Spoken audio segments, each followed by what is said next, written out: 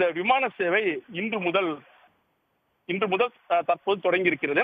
பெங்களூரிலிருந்து பயணிகளுடன் புதுச்சேரிக்கு வந்த விமானத்தை வாட்டர் சல்யூட் அளித்து சிறப்பான வரவேற்பு அளிக்கப்பட்டது.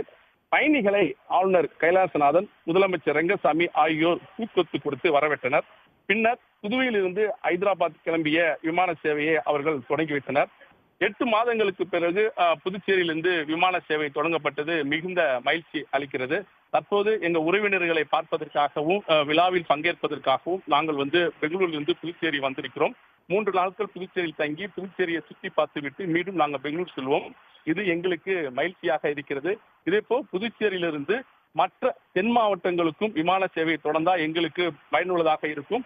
ஆன்மீக சுற்றுலா செல்வதற்கும் எங்களுக்கு மிகவும் பயனுள்ளதாக இருக்கும் என்று இன்று பெங்களூரிலிருந்து புதுச்சேரி வந்த பயணிகள் தெரிவித்தார்கள். புதுச்சேரியில் விமான நிலையத்தில் இருந்து புதுச்சேரி, ஹைதராபாத், புதுச்சேரி, பெங்களூருக்கு இடையில் தான் தொடர்ச்சியாக விமான சேவைகள் இயக்கப்பட்டு வருகிறது. தென் மாவட்டங்களுக்கு விமான சேவை கிடையாது.